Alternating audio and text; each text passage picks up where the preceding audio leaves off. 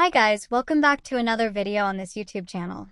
Today I will be solving question 2 from the 4M May 1, 1H November 2023 session. Factorize fully 12pq minus 18p. Alright, we must take out the common factors to factorize it. Firstly, we could write it as p 12q minus 18.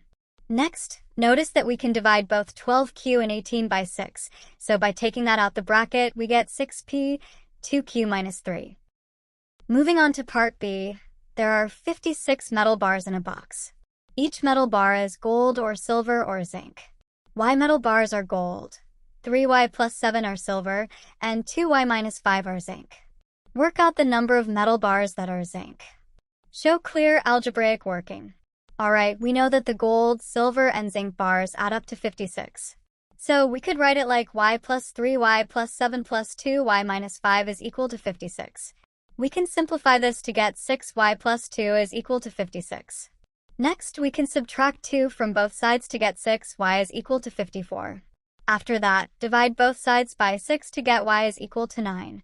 Lastly, to work out the number of zinc bars, input the value of y into the formula 2y minus 5.